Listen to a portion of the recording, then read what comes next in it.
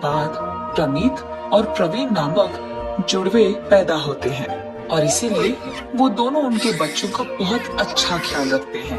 प्रनीत और प्रवीण जुड़वे होने के कारण उनके खुद के माता पिता को पता नहीं चलता था कि कौन कौन है, लेकिन इन जुड़वे भाइयों के पास एक प्रतीकता था। एक दिन राजा और रानी उनके बच्चों के साथ खेल रहे थे और तभी प्रनीत खेलते हुए उसके पिता को छूता है और बस राजा गोपाल वर्मा सोने का प्रतिमा बन जाते हैं। ये देख रानी आश्चर्यचकित हो जाती है। हाय भगवान, ये मेरे पति को क्या हो गया? मेरे बेटे के छूने के कारण वो ऐसे प्रतिमा कैसे बन गए? ये सोचते हुए वो बहुत दुखी होती है और रो देती है। इतने में प्रवीण भी खेलते हुए उसके पिता को छूता है और ठीक तब उसके पिता वापस पहले जैसे बन जाते हैं। ये सब देख रानी दंग रह जाती है। अरे, मैं ऐसे प्रतिमा कैसे बन गया और वापस मैं इंसान कैसे बन गया? मुझे कुछ समझ में नहीं आ रहा। राजा के ऐसे पूछने पर रानी उन्हें सब कुछ समझाती है। जब पति पत्नी बात कर रहे थे, वो देखते हैं कि प्रनीत प्रवीण को छूने जाता है और छूने के बाद प्रवीण को कुछ नहीं होता है और ये देख राजा रानी आश्चर्यचकित होते हैं। देखा आपने, ये तो कोई जादू ही लगता है जी। शायद हमारे बच्चे जादुई जुड़वे हैं, क्योंकि प्रनीत जो कुछ भी छूता है वो सोने में बदल जाता है और जब प्रवीण उन चीजों को छूता है तो वो पहले जैसे बन जाते हैं। पर आपने क्या ये देखा है कि प्रनीत जब प्रवीण को छूता है तो उसे कुछ नहीं होता है? तुम ठीक कह रही हो अवंतिका। प्रनीत के छूने पर सब कुछ सोने में बदल जाता है और प्रवीण के छूने पे वो सारे पहले जैसे बन जाते हैं। प्रवीण के अंदर ये शक्ति मौजूद होने के कारण ही प्रनीत के छूने पर भी प्रवीण को कुछ नहीं हो रहा है। इसका मतलब तो ये हुआ कि जो मुसीबत ये शुरू करते हैं उसका खत्म भी यही कर पाएंगे। लेकिन अब से हमें बहुत चौकन्ना रहना पड़ेगा और हमें प्रवीण को कुछ भी छूने से मना करना होगा और किसी और को उन्हें छूने से रोकना होगा। बच्चों के बड़े होने के बाद हम उन दोनों को ये चीज समझा देंगे। तब तक हमें इनका ख्याल ध्यान से रखना होगा। ठीक है जी।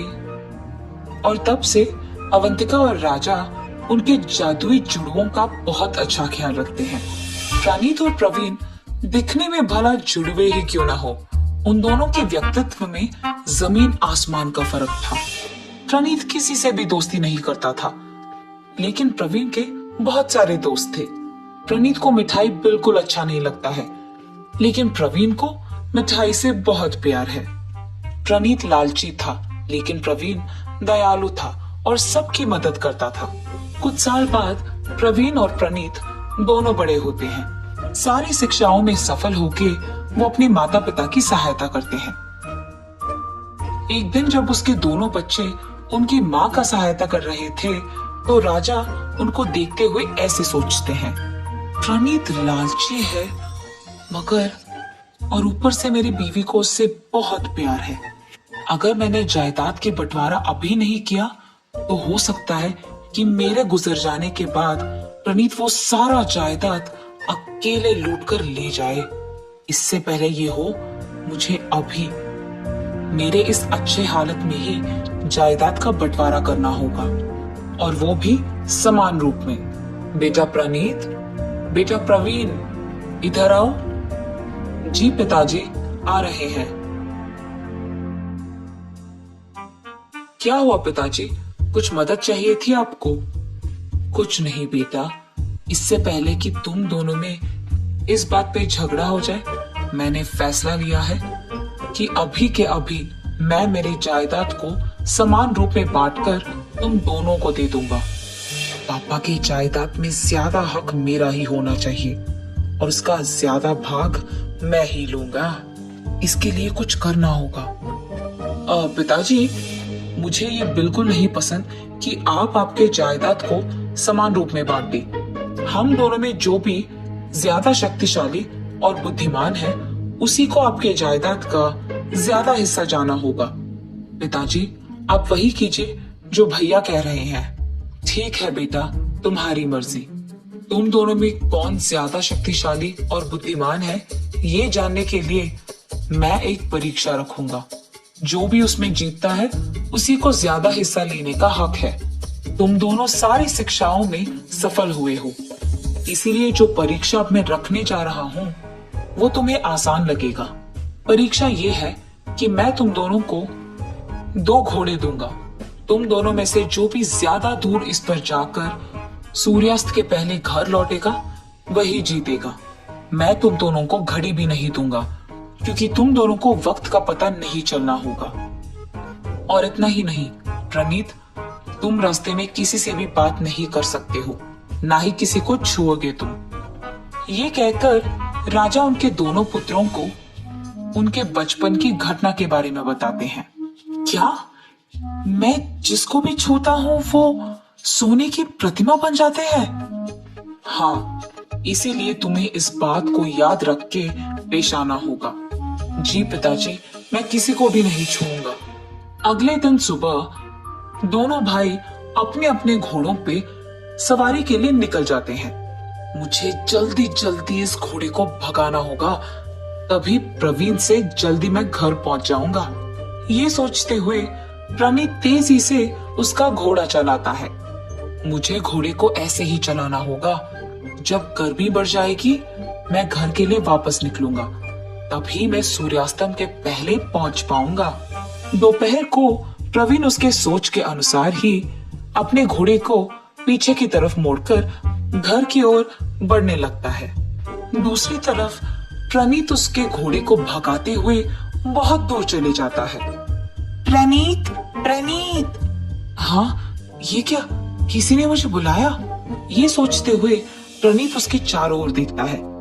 कौन है वो जिसने मुझे बुलाया? ये कहते हुए वो उसके चारों ओर देखते रहता है। प्रणीत, हमने तुमको बुलाया है। ये कहकर कुछ ही दूर में 3 आईना प्रकट होते हैं। हाँ, तुम्हें मेरा नाम कैसे पता है? तुम्हारे बारे में हमें सब कुछ पता है। तुम्हारे घोड़े को भगाने के कारण ही हम पे जो सालों से मिट्टी थी वो मिट गई।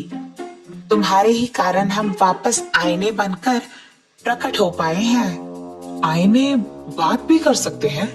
मुझे तो नहीं पता। हम सिर्फ बात नहीं, कुछ भी कर सकते हैं। तुम्हारी हर ख्वाहिश को पूरा कर सकते हैं। अच्छा, तो सबसे पहले मुझे अनगिनत सोना दो। ऐसे मांगने के तुरंत बाद प्रणीत के सामने ढेर सारा सोना प्रकट होता है। अरे वाह, ये तो सच में सब कुछ कर सकते हैं। मुझे तो इन आईनों को मेरे पास ही रखना होगा, इसीलिए इन्हें मैं मेरे साथ अपने घर ले जाऊंगा। ये सोचकर वो उन 3 आईनों को ध्यान से उसके घोड़े पे लगाता है और ठीक उनके साथ ही सोने का वो खजाना भी घोड़े पे रख के चलाता है। हाय भगवान, इन आईनों के चक्कर में तो मैं सब कुछ भूल ही गया। सूर्यास्तम होने वाला है, मुझे जल्दी घर लौटना होगा। शाम होते ही प्रवीण उसके घर पहुंच जाता है और उसके भाई प्रणीत का इंतजार करने लगता है। लेकिन दूसरी तरफ प्रणीत बहुत थक जाता है। अरे यार, मुझे तो इस घोड़े को चलाने का भी ताकत नहीं है। अब मैं क्या करूं? तब उसे अचानक उन आईनों के बारे में याद आता है, तो वो उन 3 जादुई आईनों को बाहर निकालता है। उनसे मांगते ही वो तुरंत उसके घर में प्रकट होता है। प्रणीत को वहां आते देख उसके पिता राजा गोपाल वर्मा उसके पास जाते हैं। प्रणीत, इस परीक्षा में प्रवीण तुमसे पहले आया और इसीलिए वही जीता और जायदाद का ज्यादा हिस्सा भी उसी को मिलेगा। ये नहीं हो सकता और मैं ये होने नहीं दूंगा। काश प्रवीण भी मेरे छूने से सोने की प्रतिमा बन जाता। ये सारा जायदाद मेरा ही बनता तब, लेकिन अब वो नहीं कर सकता हूं मैं। हाँ, लेकिन मेरे पास जादुई आईने हैं जो मैं कुछ भी मांगू पूरा कर देंगे। उनको इस्तेमाल करके मैं प्रवीण से ये सारा जायदाद छीन लूंगा। ये फैसला करके वो उसके जादुई आईने को बाहर निकालकर, पिताजी अब देखिए सारा जायदाद मेरा ही होगा। उसके पिता की आंखों के सामने ही वो जादुई आईने को बाहर निकालकर उनसे मांगने लगता है। इतने में बाकी दोनों आईने भी उसके सामने प्रकट होते हैं। हम हानि पहुंचाने वाले लालची इच्छाओं को पूरा नहीं करते हैं। जब पहले हम तुमसे बात करना चाह रहे थे, तुमने तो हमें पूरी बात भी कहने नहीं दिया। जो भी हमसे हानिकारक लालची इच्छा मांगते हैं, वो वापस उन्हीं पे चलता है। उनके ऐसे कहने के तुरंत बाद प्रणीत सोने की प्रतिमा में बदल जाता है और इतना ही नहीं, वो 3 जादुई आईने गायब हो जाता है।